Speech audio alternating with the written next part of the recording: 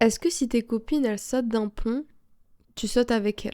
Alors, je pense que vous avez déjà entendu cette phrase, et en y réfléchissant bien, en vrai, cette phrase, c'est beaucoup plus profond que juste une simple histoire d'influence. Pour moi, c'est surtout la peur de se sentir seul, la peur d'être en décalage avec les autres, et la peur d'être largué si on faisait différemment. Et c'est vrai que quand t'es en groupe, t'as un peu ce sentiment d'invincibilité. Un peu comme si tant que vous étiez ensemble, rien ne pouvait t'arriver. Mais justement, parfois, c'est à ce moment-là que tu peux te rendre compte que peut-être que tu n'es pas à ta place. Et à ce moment-là, t'as deux choix. Soit tu te négliges pour rester dans le groupe, soit tu te sauves. Et c'est là que j'ai compris quelque chose. C'est pas ton entourage qui va te sauver en fait. Personne ne va venir te sauver si ce n'est toi. Assalamu alaikum mes go, j'espère que vous allez bien. J'espère que tout le monde va bien. Je tiens à dire dès le début, excusez-moi pour ma voix. Je pense qu'on va terminer la série Projet Glow avec une voix comme ça. Mais bon, écoutez, c'est la vie. Hein. En tout cas, aujourd'hui, on va parler d'un phénomène. Bon, j'abuse quand je dis un phénomène, mais je pense que c'est une pensée qui nous a un peu toutes et tous traversé l'esprit à un moment. Et pour moi, ça va avec le déni. C'est le fait de penser que quelqu'un ou quelque chose ou une opportunité ou un événement, peu importe, ça va te sauver la vie. Personne ne viendra te sauver. Je m'explique. En fait, on a souvent tendance à attendre que quelqu'un, une opportunité ou même une situation vienne nous sortir de notre état actuel. Comme si, pour se bouger, pour enfin faire les choses qu'il faut faire, on attend constamment un élément extérieur pour venir déclencher comme un espèce de déclic, tu vois. Mais ça marche pas comme ça en fait. Mais on va voir ensemble pourquoi cette attente nous bloque et surtout comment faire pour reprendre le pouvoir, pour avancer, même si personne te tend la main. Parce qu'au fond, avoir conscience que personne ne va te sauver, c'est pas une mauvaise nouvelle. Ça veut justement te dire que ta vie, c'est toi qui la gères. C'est toi qui as ta vie entre tes mains. C'est toi qui es responsable de tes choix. C'est toi qui décides où tu vas. Et en fait, plus on grandit et plus cette réalité elle s'installe vraiment. C'est-à-dire qu'à un moment, c'est à toi de décider. Et même si dit comme ça, parfois ça fait un peu flipper. Je vais vous expliquer pourquoi c'est une très très bonne chose. On va voir ça ensemble dans cet épisode. On aimerait tous croire qu'un jour, quelqu'un va débarquer et nous tendre la main au moment parfait. Que ce soit une personne, comme je vous ai dit, que ce soit une opportunité, que ce soit un événement, et que cet élément-là, justement, il nous sauve de notre situation actuelle. Il nous sauve de notre procrastination. Il nous sauve de notre routine. Comme si on ne pouvait pas commencer les choses par nous-mêmes, en fait.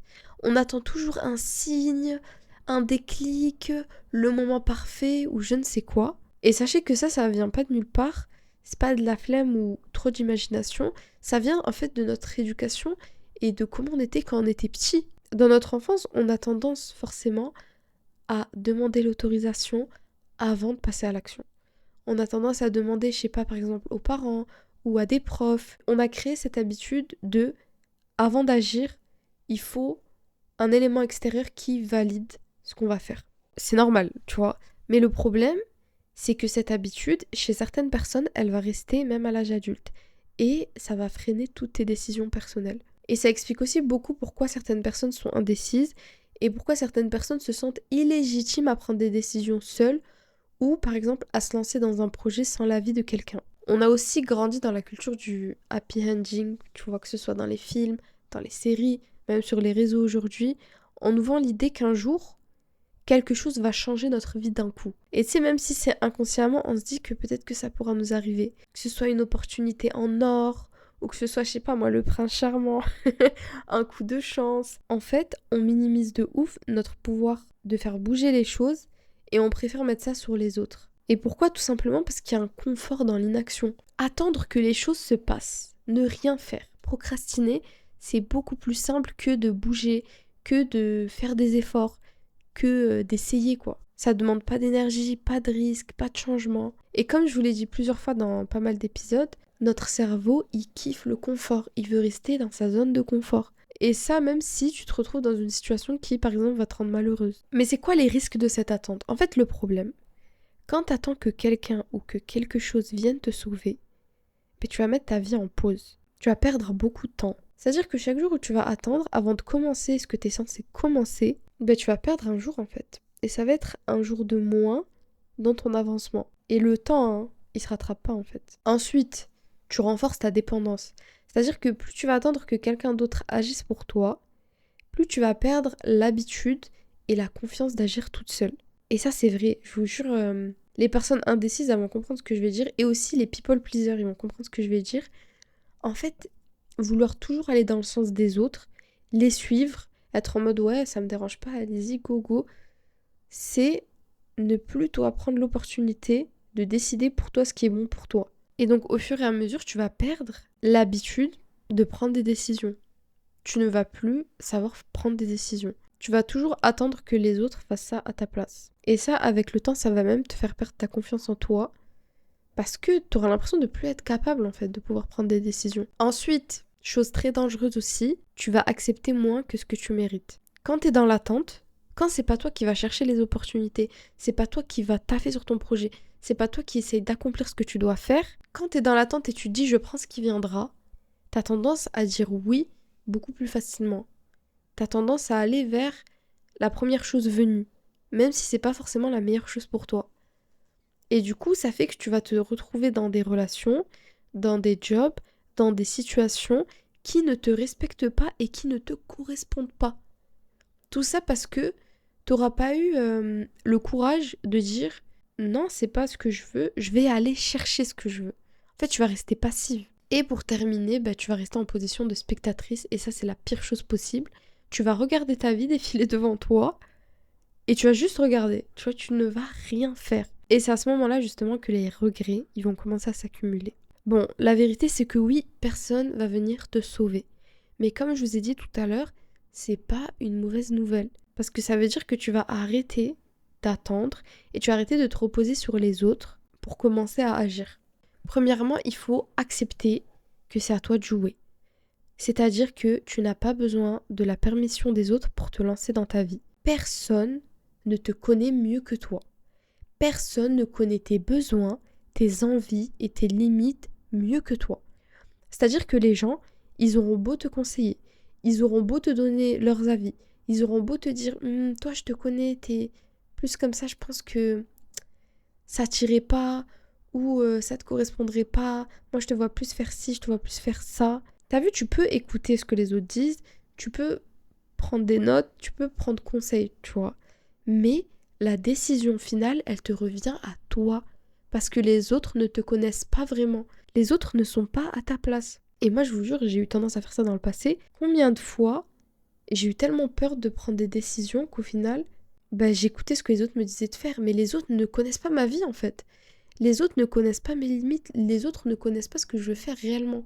Donc ça, c'est la première chose à faire, en fait, c'est de jouer pour toi. Choisis pour toi. Prends tes propres décisions. Comme je t'ai dit, voilà, tu peux écouter à droite à gauche, etc. Mais au final, c'est ta décision à toi. Ensuite, comme je vous le dis tout le temps, faut passer à l'action au bout d'un moment. C'est-à-dire que je vous dis pas de devenir président de la République du jour au lendemain, mais de faire quelques trucs qui vont non seulement déjà confirmer que vous êtes sur votre lancée, qui vont faire démarrer les choses. Par exemple, je sais pas, envoyer un mail qui va confirmer quelque chose, appeler quelqu'un que tu dois appeler, faire une recherche pour ton projet. Tu sais, vraiment clarifier ce que tu veux faire. Passer de la pensée à l'action. Et chaque petite action que tu vas faire, elle va te redonner confiance en toi, elle va te montrer que tu es capable de faire des choses et elle va te pousser toi-même vers ce que tu as envie de faire. Ensuite, fixe tes propres standards. Très, très, très, très, très important. Comme je vous l'ai dit tout à l'heure, si tu attends que les autres ils décident pour toi, à chaque fois, c'est surtout pour les people pleasers, comme je disais, en fait, tu vas finir par vivre selon leurs standards à eux. Ben non, en fait, genre vraiment, demande-toi, qu'est-ce que moi je veux vraiment pour moi? Et pour terminer, lâche l'attente du moment parfait. Le moment parfait n'existe pas. Si tu attends que tout soit aligné, que tout soit carré, que tout soit parfait, tu vas rester figé et tu ne vas jamais rien faire. Le bon moment, c'est le moment où tu commences avec ce que tu as maintenant. Le bon moment, c'est le moment où tu décides de te lancer. Ensuite, je voulais rajouter un truc, c'est que en islam, on a le tawakkul, c'est-à-dire le fait de placer notre confiance en Allah subhanahu wa ta'ala. Mais attention, comme je le dis souvent, le tawakkul, c'est pas rester assise et attendre que les choses tombent du ciel.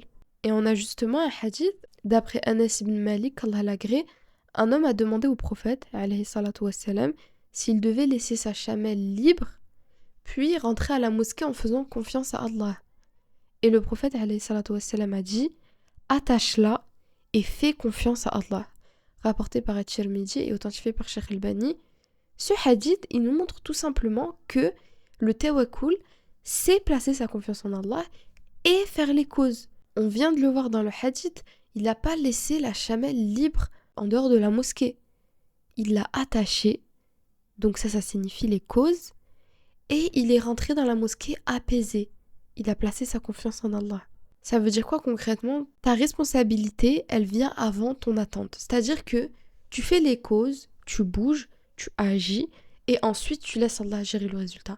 Et ensuite tu peux attendre. Et ensuite tu peux te demander si ça va marcher ou pas. Ça sert à rien de se dire, bah j'attends, on va voir ce qui se passera, advienne que pourra, j'attends des signes. Non, en fait c'est toi qui dois te créer tes opportunités. C'est toi qui dois faire le premier pas. Allah il t'a donné des capacités et des ressources. Et si tu es capable d'entendre cet épisode aujourd'hui, c'est déjà une preuve que tu as ce qu'il faut pour commencer à avancer. Alors voilà, comme d'habitude, faites petit à petit, vous brûlez pas les ailes, mais commencez. Genre vraiment commencez. Peu importe ce que c'est. T'as envie de te lancer dans un sport, mais t'oses pas. Par exemple, voilà, t'as envie d'aller à la salle de sport. T'oses pas. Ben là, va t'inscrire. Déjà, tu vas clarifier le truc. T'as envie de t'inscrire dans des cours, mais pareil, t'oses pas, tu procrastines. Va t'inscrire. Juste, va t'inscrire déjà pour commencer. Tu te rends compte que la licence dans laquelle t'es, elle est pas faite pour toi. Va voir l'équipe pédagogique, comment ça s'appelle déjà? Ça fait 2 mois que je suis plus à l'école, je sais plus comment il s'appelle. Bref, va voir la vie scolaire. Bref, envoie un mail. Dis-leur que t'as envie de te réorienter. Regarde comment tu peux faire, etc.